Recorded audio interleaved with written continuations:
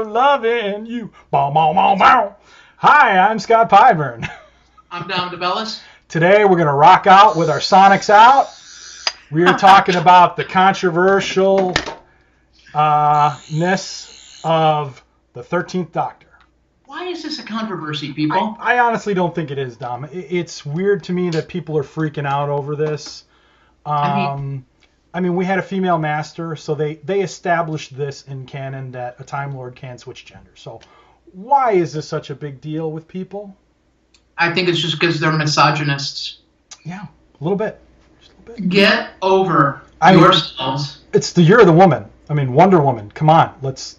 Yeah. This is you know how Hollywood has these trends where every year is like, this year we're doing zombie films. Everybody's doing zombie films. This year we're doing disaster films. The Earth is getting destroyed in multiple different ways: water, fire, earthquake, hurricane, yada yada yada. 2017 is the year of the woman. Yeah. And you know what? I'm all for it. That's right, man. I love it. Bring it on. So, Jodie Whittaker, let's talk about her. She's the new actress playing the 13th Doctor. Oh, Dom, would you like a jelly baby? Yes, thank you so much for the. You're welcome. Fantastic. These are not jelly babies, by the way. These are sour gummy fruit snacks that I stole from my daughter.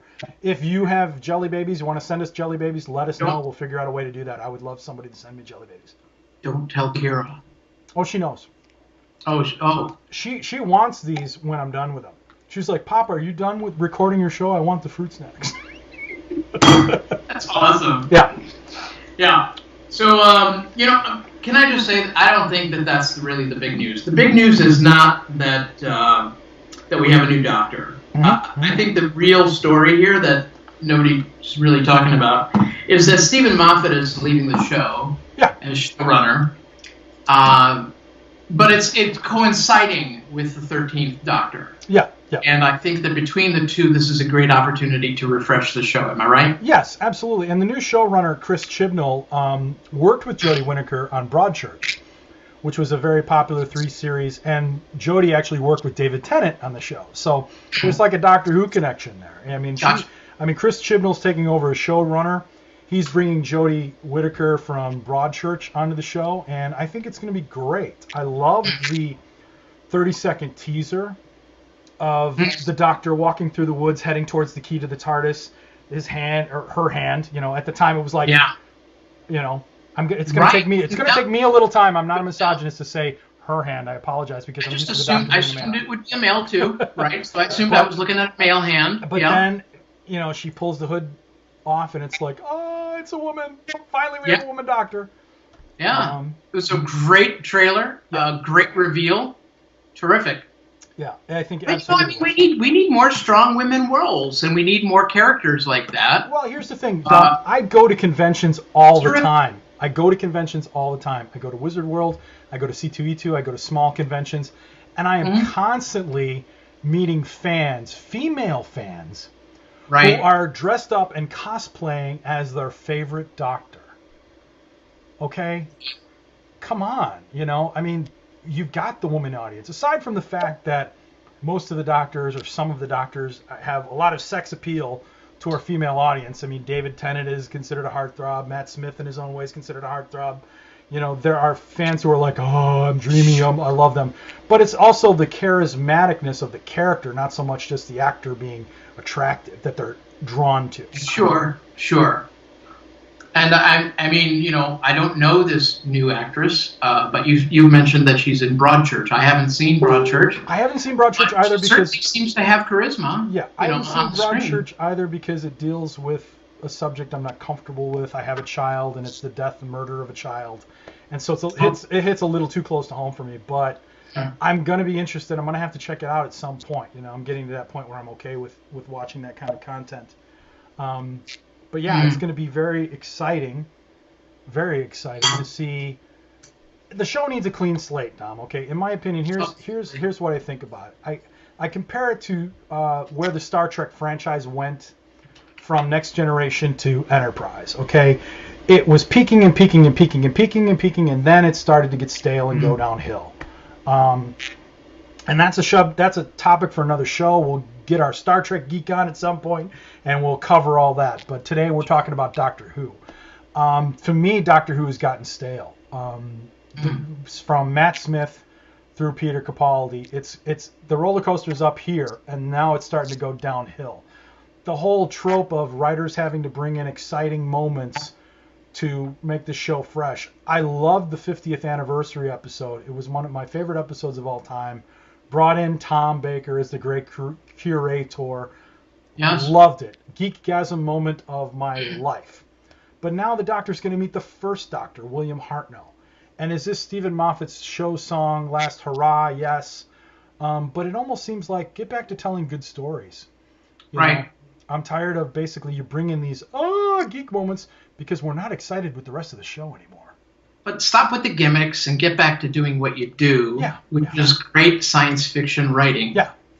And let these actors enact that work. Yes, and that's where I compare it to Star Trek, where Star Trek went at the end, basically throwing away canon with Enterprise, bringing in Ridgehead Klingons when there were no Ridgehead Klingons pre-Kirk. And again, that's another show, but you hit the nail on the head. Stop with it and just tell good stories. Gimmicks can't carry the series. This is true. And again, I'm looking up. I want to see more of Jodie Whittaker's work. I want to familiarize myself with the actress before we meet her in December. I know she was in this movie called Attack of the Block with John Boyega, who plays Finn from Star Wars, the new Star Wars films. And so I'm kind of excited to see that connection and to see. It's like before they became famous for these great roles, what were they doing, Star Wars Finn, huh? I mean, I haven't seen anything from him before Star Wars. Exactly. And so I obviously did some research. I IMDb'd Jodie Whittaker and was like, okay, what is she in? Is she in anything I know? No, because she's mainly been a British actress acting in British films across the pond. But then I saw, okay, she did this film with John Boyega. She did another film with Jim Broadbent and Warwick Davis called Get Santa, which is supposed to be a Santa Claus comedy or something. And I'm like, okay, now I want to go find these films. I want to familiarize myself a little bit with her work before she was the Doctor. Of course. So it's going to but yeah, it's going to be exciting. I'm really excited about it. But again, and a lot of fans don't know this, it's not the first time that the Doctor's been a female. Right. And you're talking about outside the canon, right? Well, yeah. Okay. Curse of the Fatal Death from 1999 was a Red-Nosed Day comic relief special way back in the day. I mean, if you haven't seen this, go to YouTube. The whole thing's up there on YouTube. It is set in the old Doctor Who universe, pre-Christopher Eccleston, the classic Doctor Who verse, and it was filmed, if I remember correctly, and I've got to Google that, pre-Paul McGann. And this was a satire? Yes. Okay. It was filmed in 1999. The Paul McGann movie. No, I think it was afterwards. It was afterwards. Paul McGann movie was in 1996, I believe. And I'm just Googling it. Forgive me if I'm wrong because I'm old and I'm 45 and sometimes I don't know how the internet works. 1996, and then Curse of the Fatal Death, if I did my research properly, was 1999. So, all you Doctor Who fans know about this. I don't have to go into what happened, why there was a film in 1996, blah, blah, blah. Not the point of my show. The point is, in this special, The Curse of the Fatal Death, the Doctor goes through 5 regenerations, and it's a comedy. I mean, Mr. Bean, Rowan Atkinson, plays the Doctor as we meet him in the first episode. And by the end of the episode, it's Joanna Lumley from AbFab. The Doctor regenerates into a woman, and then there's a sexual comment between her and the Master, and that's how the thing ends.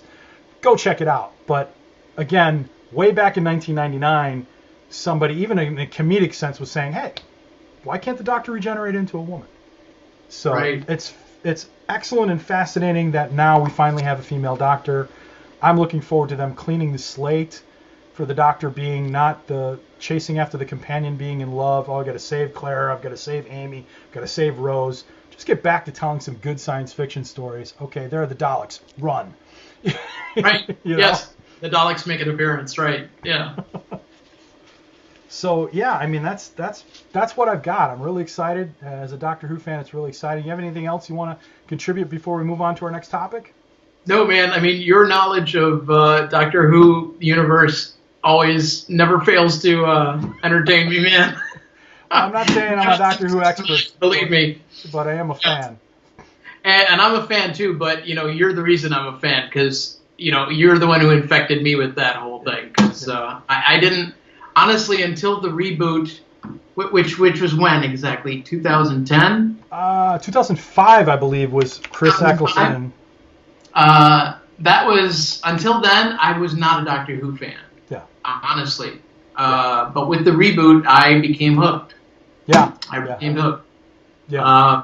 It's been a real fun ride, but I honestly have come close to giving up on the series, and so that's why I'm glad that Stephen Moffat has done a great job with it. I mean, he's been a writer since the reboot, and now as the showrunner for the last few years, he's been on it longer than anybody. Yeah. So he's done a great job, not taking anything away from him. But now that I'm really happy for him that he's moving on, because he'll be able to refocus now 100% on Sherlock. Yeah, which is the show he created Sherlock, and he's the showrunner on Sherlock. Yeah, maybe we won't have to wait 3 years between shows. That would be nice.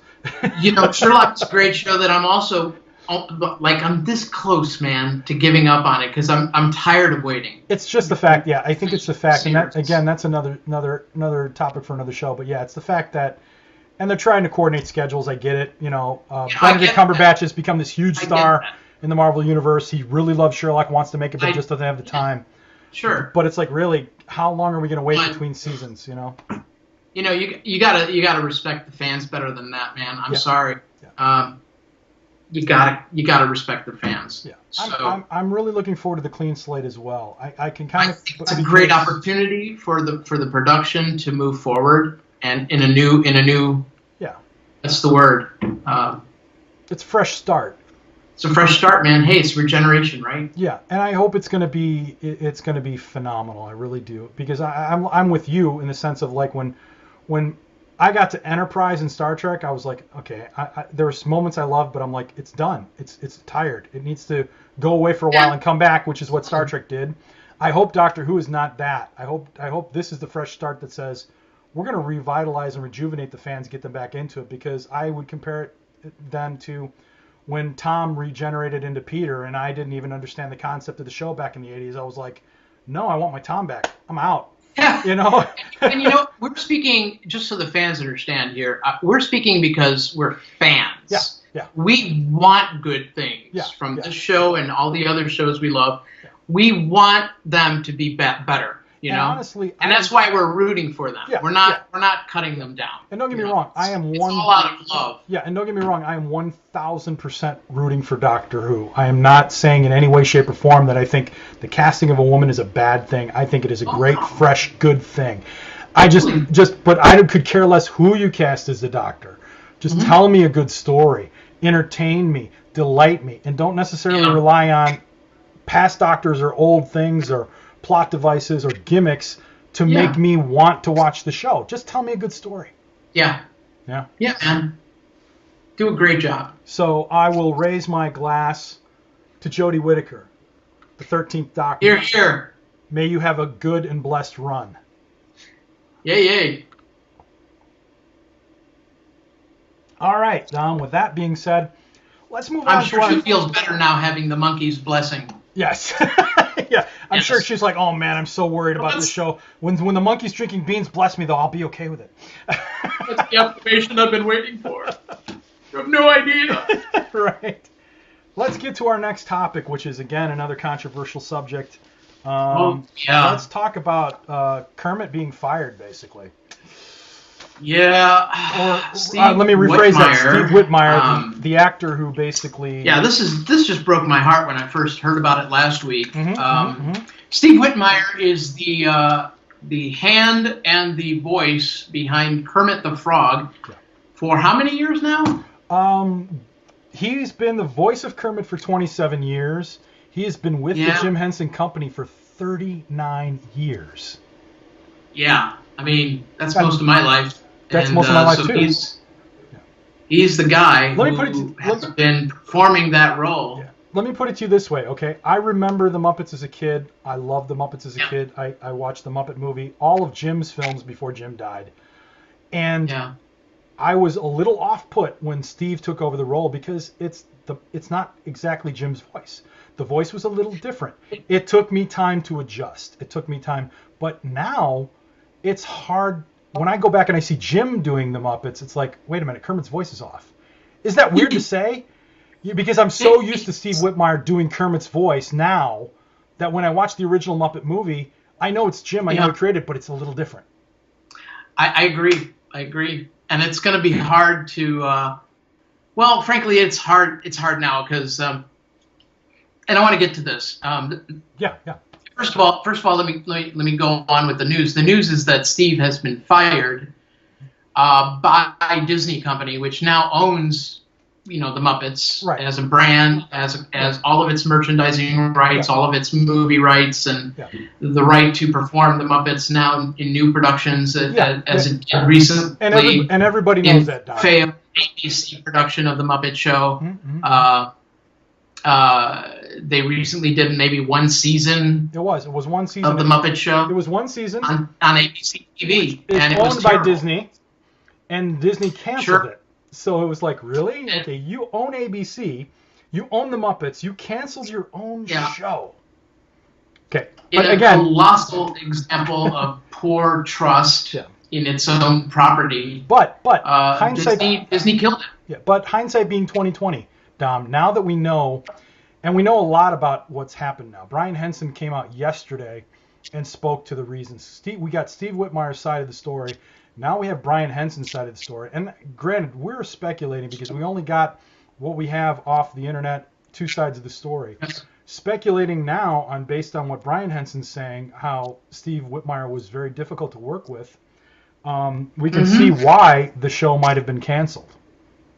Right. And so, first of all, last week, all we had was Steve Whitmire's side of the story, which was that he loved the character. He was trying to, be true to the character and to Jim Henson's intentions for the character. Jim Henson had mentored him and apprenticed him as a young man into developing this character, and so he was trying to just be true to Kermit. Correct. He was trying to be true to his hero, Jim Henson, and so it garnered a lot of sympathy from people who love the Muppets, like Scott and myself. Yep. And so we were initially sympathetic to Steve's side of the story, right? We didn't have anybody else's side of the story.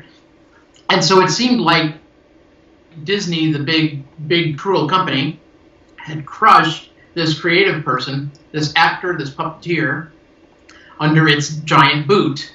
And, poor Steve is out of a job now because, the corporation crushed him. That was the initial impression I got, right, Scott? Yes. Is that accurate? That was the impression. Now, that was the impression last week. Yeah.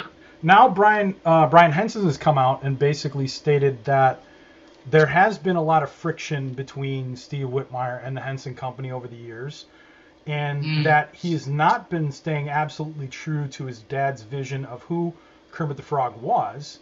And he even stated at one point, Brian is Jim's son. Yeah, and at one point, Brian says in the article that basically Steve has said, well, without Kermit, you don't have, or without me, you don't have Kermit. I am Kermit. And if you want things to move forward, you're going to bow to my commands or whatever. And again, I'm not trying to put words in his mouth. I'm paraphrasing what I've read online regarding what Brian Henson has said. So there's always two sides to a story. And I don't know, I'm trying to find the guy's name, Mark something or other. Do you have that in your notes, who the new voice of Kermit is? Oh, that's a great question. So I'm trying to look that up currently. It should have been in my notes. Matt Vogel. Matt Vogel, thank you, Matt Vogel. Matt Vogel, I guess, I'm not really super familiar with Matt Vogel, but I know he's been with the Muppets for a long time, from what I've read online.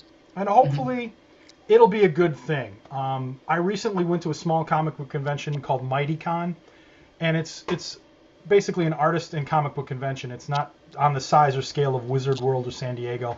It's a local convention, and I met Guy Gilchrist. Guy Gilchrist is a Disney Muppet artist. He worked with Jim Henson back in the day, helping to draw Muppet Babies for the paper, design the character strip, etc., etc. And he weighed in on it when I met him, and this was before we got Brian's side of the story, and he was like, yeah, it's a shame because a lot of what happens at Disney is not about the care and integrity of the characters. I know at one time you and I talked and you said they should be grandfathered in. They should have some say in the direction of these characters. And yeah, if you're performing a character for 30 years, you should. But at the same time, now that we've heard Brian's side of the story, it's like, okay, you should, but at the same time, Brian Henson is still here. Brian is Jim's son. Brian is aside from Disney, the last word. And if he's disagreeing with the direction you're taking his father's son, Kermit, main character, I would call Kermit the Frog Jim's son, basically, aside from Brian, he's got to say something about it. It's his legacy. It's his legacy. And honestly, the whole Disney, and this is maybe a topic for another show, the whole Disney Muppet joining together has not been a smooth ride. In my opinion, I went to Disney World. We took my daughter for her 13th birthday to Disney World, and we went to the Jim Henson area where they had the Jim Henson Theater, and we saw the Muppets in 3D. I mean, there's such a rich product to draw from, a vastness of all these characters. They're not being utilized greatly by the Disney Corporation. So hopefully by this happening, and I know Brian mentioned in the article he should have got rid of Steve before the Disney merger. Again, that's hindsight is 2020. Hopefully at this point, Brian and the powers that be at Disney will do something wonderful with these characters, because the show that they had on ABC was basically a retread of Modern Family, filmed in the Modern Family format, and it was awful. It really was. I tried getting into it. Because I love the Muppets. It was a disservice. It was a real disservice to the Muppet characters, because it was not a children's show. I don't know if any of our fans will weigh in on this in the comments. Please do weigh in on the comments. Let us know what you think.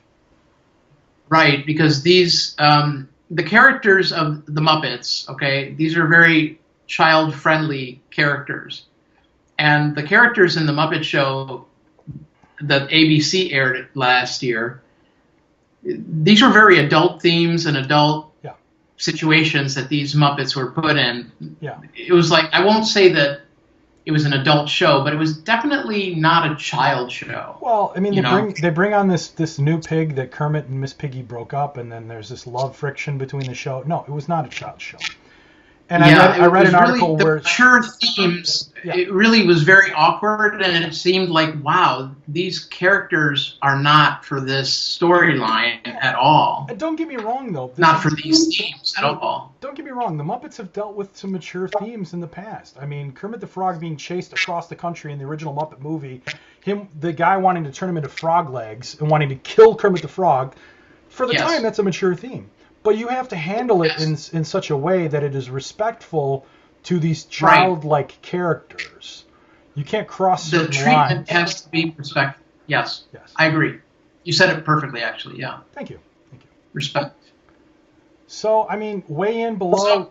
Let us know what you think regarding, this controversial thing. I think it's going to be a wait and see situation. It's going to be very like the 13th Doctor. We're rooting for you, Kermit. We're rooting for you, Henson Company. Give us something good. Make something shine out of this situation. And, my heart goes out to Steve. Yeah. As an artist and as a fan himself, because I'm sure he's a fan of the Muppets and Kermit himself. He calls Jim Henson his hero, and I have no reason to doubt that.